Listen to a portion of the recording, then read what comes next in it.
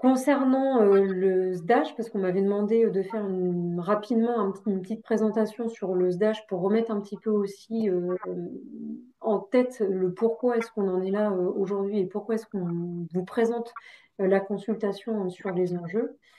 Donc il faut savoir que quand on regarde dans le contexte de la gestion de l'eau, il y a la directive cadre sur l'eau, qui est une directive européenne qui nous fixe un cadre et des objectifs de résultats et qui demande en fait d'avoir l'atteinte du bon état des masses d'eau pour l'ensemble des États membres. Concrètement, en France, la façon dont ça se décline, il va y avoir le SDAJ qui va répondre à cette obligation de résultat qui nous est fixée par la directive cadre sur l'eau et qui va fixer des objectifs et un cadre de travail par un masse d'eau. Et elle va s'appuyer, ce SDAJ va s'appuyer sur le programme de mesure qui, lui, va déterminer les moyens supplémentaires pour pouvoir atteindre les objectifs qui sont fixés par le SDAJ. Vous avez la directive cadre sur l'eau, le SDAJ qui va fixer les objectifs à l'échelle du bassin versant. Et ensuite, quand on descend un petit peu plus par un sous-bassin versant, vous allez avoir le SAL qui va notamment décliner les objectifs et les moyens du SDAJ à l'échelle de ce sous-bassin versant. Et pour avoir des actions un petit peu plus opérationnelles, le SAGE va notamment s'appuyer sur des outils de programmation type contrats territoriaux ou accords de territoire pour mettre en œuvre la planification qui est déterminée dans le SAGE. Concrètement, dans le SDAGE, il y a tout un processus d'élaboration avant d'être dans la rédaction en tant que telle du document. Donc, ça commence par l'état des lieux. L'état des lieux, c'est ce qui nous permet de savoir d'où l'on part, d'avoir cette image en fait de connaissance sur l'état des masses d'eau, donc savoir d'où l'on part, quelles sont les pressions. Vous avez ensuite l'identification des questions importantes que l'on appelle aujourd'hui les enjeux, ce qui va nous permettre de définir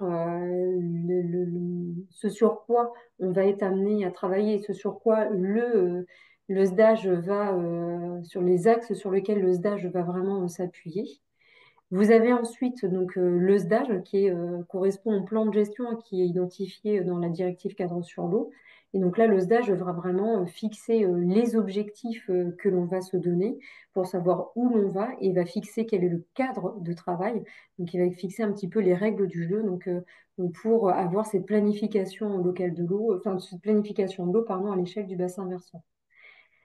Le SDAJ va s'appuyer sur le programme de mesure pour identifier précisément les mesures sur lesquelles on va travailler, savoir exactement ce que l'on va faire.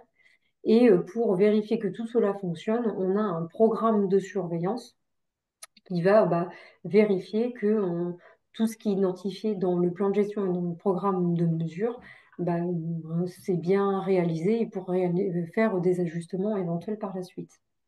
Et donc, quand on est dans ce SDAJ, il y a différents cycles, parce que c'est la directive cadre sur l'eau qui va nous fixer des cycles de mise en œuvre et d'élaboration de ces SDAJ. C'est un cycle qui est défini tous les 6 ans. Donc là, aujourd'hui, on dit que l'on est dans le 4e cycle du SDAJ. En vert, vous avez le premier cycle, c'était sur le SDAJ 2010-2015.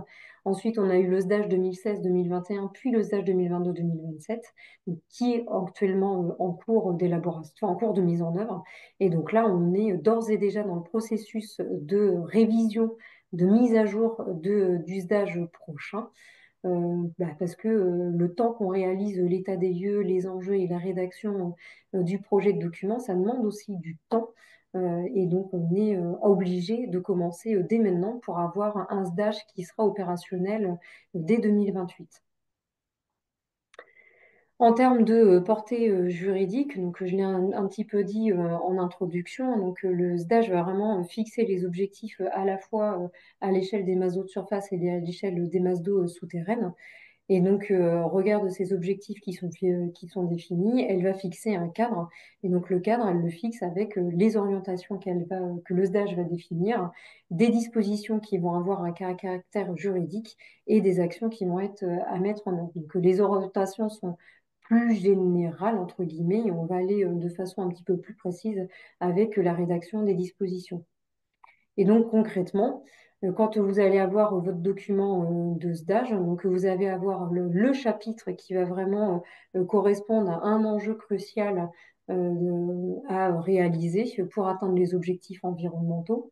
Ensuite, après le chapitre, vous allez avoir des orientations. Et donc là, l'orientation va vraiment indiquer et donner la direction dans laquelle il va falloir agir.